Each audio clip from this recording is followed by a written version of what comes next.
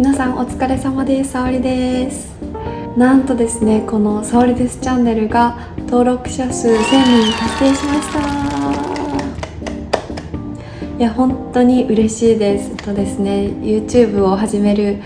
当初からですね、一つの目標、第一の目標であった登録者数1000人というところを、3月の29日に達成することができました。本当に皆さんありがとうございます。いつも見ていただいて、またいいね、コメント、応援のメッセージをいただけたりね、本当に皆さんの声一つ一つが励みになっております。これからもね、私の経験だったりとか、海外就職、オーストラリアワーホリとかね、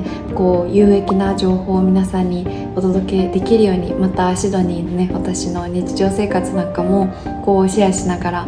海外生活ってどんな感じなのかなっていうのをね、皆さんに少しでもイメージしていただけて、また海外挑戦今後考えていたり、行くかどうか悩んでるっていう方のね、背中を少しでも押せるようなチャンネルになったらいいなと思っております。今後とも応援していただけると嬉しいです。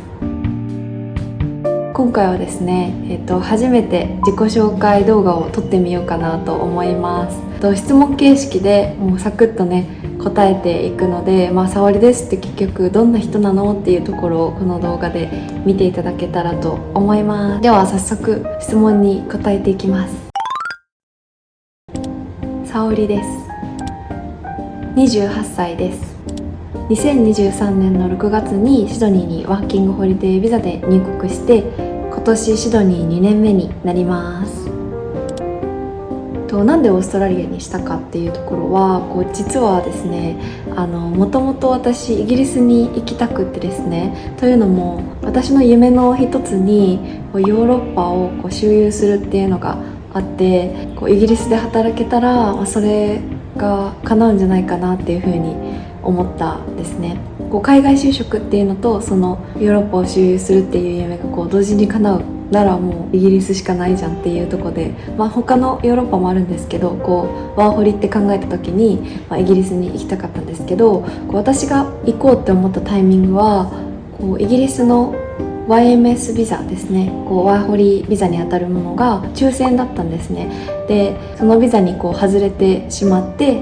じゃあオーストラリアに運があったんだなということでオーストラリアに決めたっていう、実は裏話があります。でなんでシドニーにしたかについては、入国前は正直あんまり分からなかったんですけど、メルボルンかシドニーだとしたらどっちにしよう、でも仕事のチャンスが多いのはシドニーなんじゃないかなっていう理由でシドニーに決めました。でも実際に住んでみて、メルボルン、キャンベラ、ゴールドコースト、ファースといろいろ旅行したんですけど、私は一番シドニーがその中でも好きなので、シドニーに来てよかったなって思っております。現在はグローバルテック企業で IT エンジニアとして働いています。仕事をゲットするに至った経緯についてはこちらの動画で話しているので、ぜひ見ていただけたら嬉しいです。日本人が私一人だけなので、日々ね英語を使って仕事をして、まだ今でも苦労をしています。テクニカルサポートエンジニアとして働いています。具体的にどういうことをしているかっていうと、ソフトウェアを販売している会社なんですけど、営業さんがそのソフトウェアをお客さんに売りました。でサービスエンジニアがですね、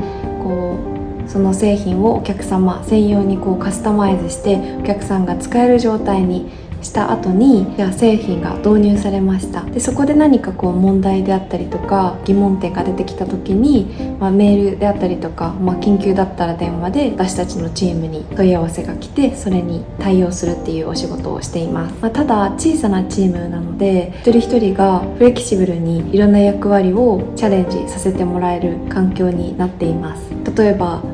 日本のお客様にプレゼンが必要だったら、私も手伝いに行ったりとか、あとは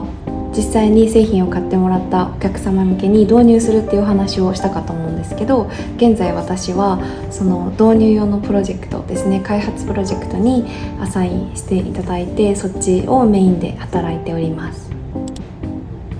結論から言うと、ずっと海外で働いてみたいな、英語を喋れるようになりたいなっていう夢があったからです。ただですね、私はずっとそれに向けて努力してこれていた人間ではなくてですね、今までは自分のやりたいことって何なんだろうなとかっていうのを深く考えずに、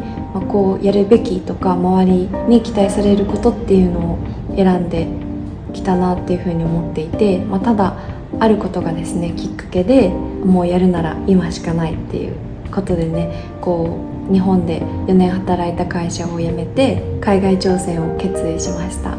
そしてワーホリでオーストラリアに来た際に就職活動をして、運よくね今の会社とご縁があり働かせていただいております。留学経験は、ほとんどなくてですね、フィリピン留学を2回経験しています。で1回目は大学時代に本当に語学研修みたいな形で、1ヶ月半くらい行ったんですけど、もう本当に学部生の友達と行ったので、ザ留学の失敗例みたいな感じですね。授業以外では日本語を喋ってしまっていて、英語力も伸びなかったわけではないんですけど、そこまで伸びたわけではないみたいな留学でした。で2回目はオーストラリアのワーホリに来る前に3ヶ月間フィリピンのバギオっていう場所で IELTS の勉強をしてきました。それについての動画もいくつか出してるので見ていただけたら嬉しいです。会社を辞めると決意する前までは正直本当に英語力はゼロでした。フィリピン留学に行く前にIELTS をまず最初に自分で解いてみたんですけど、その時のスコアは 4.0 でした。かつ前の会社でもトイックをね受けなきゃいけなかったんですけど、その点数も1年目とか300点とかだったと思います。一応大学受験も勉強したのにこれみたいな絶望した記憶があります。そこからですね猛勉強して、現在英語を使って働けるようにまでなんとかね成長することができました。なのでもう今英語ができないって思ってらっしゃる方も諦めないでください。私もできたので皆さんもできると思います。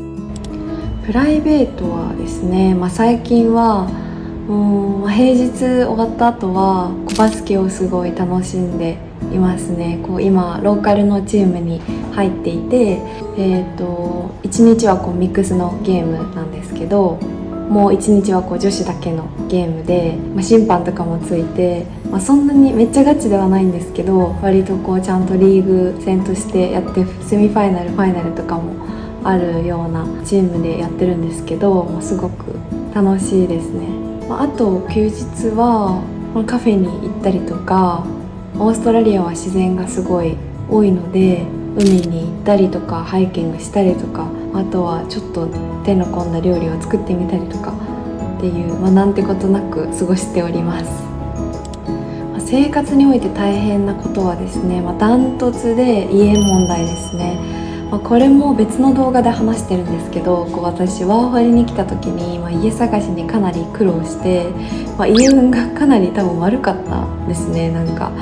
引いた家がちょっとトリッキーなものが多くてっていうのがありますね。あとは、家賃がやっぱりすごい高いっていうので、そこは、大変だなっていうふうに思いましたね。海外就職して良かったことは圧倒的に視野が広がりましたね。特にIT 業界にいてですね、もちろん日本の中でも企業によって全然扱う技術とか、社風も違うっていうのは分かるんですけども、私が日本にいた時は割と新しめな技術をやる部署と、もう本当にすごく古いシステムを扱うチーム、どっちも経験したんですけど、それを踏まえてもやっぱり、日本でやっていたことっていうのとギャップを結構感じましたね。あとはワークカルチャーっていう分でも日本ってすごく独特ななんでしょうプロセスを取ったりとか、コミュニケーションの仕方もだいぶ違うんだなっていうのをね肌で感じたので、それはすごく海外就職してみてよかったなっていうふうに思ってます。あとは、自分が日本のワーキングカルチャーを知ってるので、そういった面で日本のお客さんを対応するときは同僚から頼ってもらえるっていうのはメリットかなっていうふうに思ってます。デメリットに関しては本当に思いつかなくって、やっぱり、どっちの国どっちのどの企業で働くかってやっぱりその個人のね合う合わないがやっぱりあるので、本当に思いつかないですね。あとは、イメージとのギャップだとオーストラリアってみんな全然働かない中、金曜日とか、4時になったらみんな切り上げて帰ったりとか、3時ぐらいからオフィスでビール飲んでるみたいなのを聞いてたんですけど、そういう会社ももちろんあると思うんですけど、私の会社は結構みんなすごく働いていますね。っていうのが結構驚きです。あと面白い情報だと、世界の残業時間ランキングみたいなので、オーストラリアの方が日本より上に位置していて、日本って誰に聞いても残業すごいんでしょみたいな、こっちにいてもね言われるので、日本の方が残業してるって思ってたんですけど、そうではないみたいですね。面白いなと思いました。海外就職を私がしたいなって思った時に、あんまり YouTube とかSNS で情報が少なかったんですね。かつワーホリビザで正社員になるって普通に無理だろうって思っていて、ただある一人ね私の本当に大尊敬するかつねとても仲いい友達であるしーちゃんですねに相談して、そのおかげで私も仕事をゲットできたって思ってるぐらいなんですけど、もう本当にしーちゃんぐらいしか YouTube に上げていなかったんですね。なので私の経験もきっと誰かの役に立つんじゃないかなっていうふうに思ったので始めようと思いました。またですね私も今まで日本のレールに乗って生きていて、それをやっぱり手放すのって怖いし、挑戦するのって、どんな挑戦でもやっぱり多少なりとも怖いじゃないですか。そういった時に、ちょっとでも自分がそういう人の背中を押せたりとか、前向きな気持ちにつながったらいいなっていう思いでこのチャンネルを始めました。今後の目標は仕事でもっと成果を出すこと、オーストラリアの永住権を取ること、このチャンネルを楽しく継続すること、毎日健康で笑顔で過ごすことです。いかがでしたでしょうか。質問にざっと答えてみたんですけど、少しでも「沙織です」って誰なんっていうところがね分かっていただけたら嬉しいです。今後もいつでも質問やこういう動画を作ってほしいみたいなリクエストがあれば受け付けてますので、ぜひぜひ教えていただけたら大変嬉しいです。では皆さん改めまして本当にいつも見ていただいてありがとうございます。今後もね動画作りを楽しくコンスタントに頑張っていきたいと思いますので、今後とも応援していただけると大変嬉しいです。じゃあ今日も最後まで見ていただきましてありがとうございます。じゃあ次の動画でお会いしましょう。バイバイ。